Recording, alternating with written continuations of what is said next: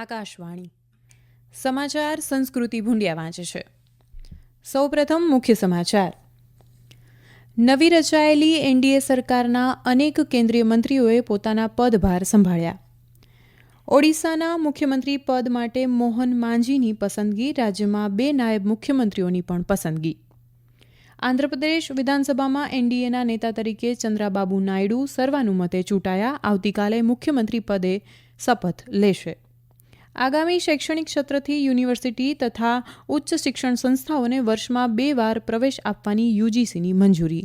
અને ફૂટબોલમાં આજે દોહામાં ફિફા વિશ્વકપ 2026 એએફસી ક્વોલિફાયર્સમાં ભારતીય પુરુષોની ટીમ વર્તમાન એશિયન ચેમ્પિયન્સ કતારનો સામનો કરશે. સમાચાર વિગતવાર. પ્રધાનમંત્રી નરેન્દ્ર મોદીના વડપણ હેઠળના મંત્રીમંડળમાં સામેલ અનેક પ્રધાનોએ આજે પોતપોતાના મંત્રાલયનો પદભાર સંભાળ્યો હતો.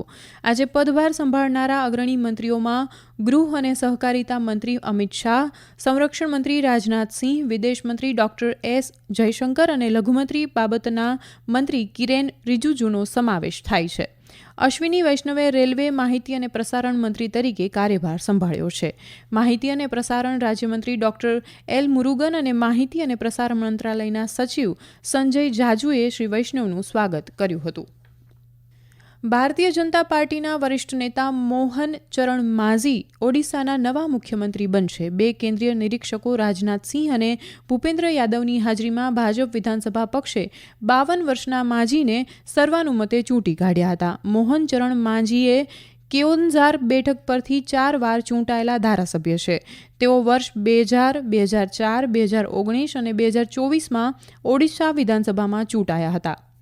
ભાજપે રાજ્યમાં 2 નાયબ મુખ્યમંત્રીઓ કનક વર્ધનસિંહ દેવ અને પ્રાવતી પરિદાની નિયુક્તિ કરવાનો પણ નિર્ણય લીધો છે. શ્રી સિંઘ દેવ ભૂતપૂર્વ મંત્રી છે અને પટનાગઢ બેઠકનું પ્રતિનિધિત્વ કરે છે, જ્યારે શ્રીમતી પરિદા નીમપાડા બેઠક પર પ્રથમવાર ચૂંટાઈ આવ્યા છે. પદનામિત મુખ્યમંત્રી માઝી આજે સાંજે રાજ્યપાલ રઘુબર દાસને મળીને સરકાર રચવાનો દાવો કરે તેવી સંભાવના છે. તેઓ આવતીકાલે મુખ્યમંત્રી પદના શપથ લે તેવી શક્યતા છે. ભૂતપૂર્વ મુખ્યમંત્રી નવીન પટનાયકની આગેવાની હેઠળની બીજેડીને હરાવ્યા બાદ ભાજપ રાજ્યમાં પ્રથમવાર સરકાર રચવા જઈ રહી છે. આંધ્રપ્રદેશ વિધાનસભામાં એનડીએ નેતા તરીકે ટીડીપીના વડા એન ચંદ્રાબાબુ નાયડુને ચૂંટવામાં આવ્યા છે. આજે વિજયવાડા તેલુગુ દેશમ પાર્ટી, જનસેના અને ભાજપના ધારાસભ્યોની મળેલી બેઠકમાં ધારાસભ્યોએ સર્વાનુમતે નાયડુને નેતા તરીકે ચૂંટી કાઢ્યા છે. શ્રી નાયડુ આવતીકાલે રાજ્યના મુખ્યમંત્રી પદે શપથ લેશે. જનસેના પાર્ટીના વડા પવન કલ્યાણે એનડીએના નેતા તરીકે ચંદ્રાબાબુ નાયડુના નામની દરખાસ્ત રજૂ કરી હતી, જેને એનડીએના તમામ ધારાસભ્યોએ સર્વાનુમતે ટેકો આપ્યો હતો. દરમિયાન જનસેના પક્ષના ધારાસભ્યોએ વિધાનસભા ગૃહમાં પોતાના પક્ષના નેતા તરીકે પવન કલ્યાણને ચૂંટી કાઢ્યા હતા. કોંગ્રેસના નેતા અને રાયબરેલીના સાંસદ રાહુલ ગાંધી તથા પક્ષના મહામંત્રી પ્રિયંકા ગાંધી વાડ્રાએ આજે રાયબરેલીમાં આભાર સભાને સંબોધન કર્યું હતું. અમેઠી અને રાયબરેલી બેઠકો પર વિજય બદલ લોકો પ્રત્યે કૃતજ્ઞતા વ્યક્ત કરતા રાહુલ ગાંધીએ જણાવ્યું કે લોકોએ હિંસા, જૂઠાણું અને અભિમાન વિરુદ્ધ મત આપ્યો છે. ભાજપના નેતાઓ બંધારણ બદલવાની વાત કરતા હતા, પણ લોકોએ તેમને બંધારણ સમક્ષ માથું નમાવવા ફરજ પાડી છે. ઉલ્લેખનીય છે કે કોંગ્રેસે ઉત્તર પ્રદેશના તમામ 403 જિલ્લામાં આજથી ધન્યવાદ યાત્રા શરૂ કરી છે, જે 15 જૂન સુધી ચાલશે. યુજીસીએ આગામી શૈક્ષણિક સત્રથી યુનિવર્સિટીઓ, ઉચ્ચ શિક્ષણ સંસ્થાઓને વર્ષમાં 2 વાર પ્રવેશ આપવાની મંજૂરી આપી છે. હાલમાં યુજીસીના નિયમ પ્રમાણે વર્ષમાં માત્ર 1 જ સત્રમાં પ્રવેશ આપી શકાય છે. હવેથી જાન્યુઆરી, ફેબ્રુઆરી, જુલાઈ અને ઓગસ્ટમાં પ્રવેશ આપવામાં આવશે. યુજીસીના ચેરમેન પ્રોફેસર એમ જગદેશ કુમારે જણાવ્યું છે કે આ નિર્ણયથી બોર્ડ પરિણામોમાં વિલંબ, આરોગ્યને લગતી સમસ્યા કે અન્ય અંગત કારણોસર પ્રવેશ ન લઈ શકતા અનેક વિદ્યાર્થીઓને લાભ થશે. તેમણે જણાવ્યું કે વર્ષમાં 2 વાર પ્રવેશની મંજૂરીને કારણે વિદ્યાર્થીઓને રાહત મળશે, કારણ કે કોઈ કારણસર પ્રવેશ નહીં મળવાથી તેમને હવે આખું વર્ષ રાહ નહીં જોવી પડે. આ રાષ્ટ્રીય સમાચાર આપ આકાશવાણી પરથી સાંભળી રહ્યા છો. આ સમાચાર આપ અમારી YouTube channel AIR news Gujarat પર પણ સાંભળી શકશો. વધુ સમાચાર માટે આપ અમારા ટ્વિટર હેન્ડલ AIR_news_ABAD ને ફોલો કરી શકો છો. શ્રી માતા વૈષ્ણોદેવી શ્રાઇન બોર્ડ યાત્રાળુઓની સુવિધા માટે 18 જૂનથી જમ્મુથી સાંજી છતની હેલિકોપ્ટર સેવા શરૂ કરશે. અમારા જમ્મુ પ્રતિનિધિએ ચીફ એક્ઝિક્યુટિવ ઓફિસર અંશુલ ગર્ગને ટાંકીને જણાવ્યું છે કે શ્રાઇન બોર્ડ 2 પ્રકારના પેકેજ શરૂ કરશે. એક દિવસમાં પાછા આવવાના 35,000 રૂપિયા અને બીજા દિવસે પાછા આવવાના 50,000 રૂપિયા રાખવામાં આવ્યા છે. એક દિવસમાં પાછા આવવાના પેકેજમાં યાત્રાળુઓને પંછી હેલીપેડ પહોંચ્યા બાદ ભવન સુધીની બેટરી કાર સેવા, વિશેષ દર્શનની સ્લીપ, પ્રસાદ, ભૈરવ મંદિર ખાતે દર્શન માટે કેબલ કારની ટિકિટ, પંછી હેલીપેડ જવા બેટરી કાર સેવા તથા ત્યાંથી જમ્મુ એરપોર્ટ પરત જવા હેલિકોપ્ટર સેવાનો સમાવેશ થાય છે. જ્યારે બીજા દિવસે પાછા આવવાના પેકેજમાં ઉપરની તમામ સુવિધાઓ ઉપરાંત ભવન ખાતે રહેવાની સુવિધા અને અટકા આરતીનો સમાવેશ થાય છે.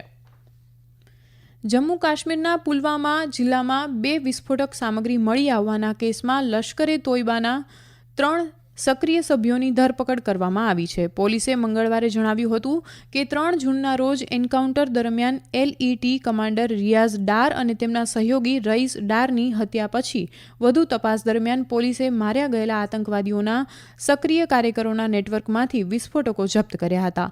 લગભગ 6 કિલોગ્રામ વજન ધરાવતું વિસ્ફોટક ઉપકરણ એક દિવસ પછી નાશ પામ્યું હતું. અધિકારીઓએ કહ્યું કે માર્યા ગયેલા આતંકવાદીઓને આશ્રય અને માળખાકીય સુવિધા પૂરી પાડવા બદલ 3 સક્રિય સભ્યોની ધરપકડ કરવામાં આવી છે. કેન્દ્ર સરકારે ચાલુ મહિના માટે 28 રાજ્યોને 1,39,750 કરોડ રૂપિયાની રકમ જારી કરી છે. નાણાં મંત્રાલયે જણાવ્યું છે કે આ રકમ રાજ્યોને વિકાસ અને મૂડી ખર્ચમાં વધારો કરવામાં મદદરૂપ નીવડશે. સૌથી વધુ 25,000 કરોડ રૂપિયા ઉત્તર પ્રદેશને ફાળવવામાં આવ્યા છે. કેન્દ્ર સરકાર દ્વારા ગુજરાતને 4,860 કરોડ 56 લાખ રૂપિયાની ફાળવણી કરવામાં આવી છે. 2024-25ના વચગાળાના બજેટમાં રાજ્યોને હસ્તાંતરણ માટે 12 લાખ કરોડ રૂપિયાથી વધુની જોગવાઈ કરવામાં આવી છે. નાણાં મંત્રાલયે જણાવ્યું છે કે આ હપ્તા સાથે કેન્દ્રોએ 10 જૂન 2024 સુધી રાજ્યોને 2,89,000 કરોડ રૂપિયાથી વધુ રકમ આપવામાં આવી છે. કેન્દ્ર સરકાર દ્વારા રાજ્યોને કરની આવકના પ્રમાણમાં ફાળવણી કરવામાં આવે છે. પ્રધાનમંત્રી નરેન્દ્ર મોદીએ લોકોને નિયમિત યોગાભ્યાસ કરવા આહવાન કર્યું છે. તેમણે તેમના એક્સ હેન્ડલ પોસ્ટ પર યોગના મહત્વ વિશે ચર્ચા કરી છે.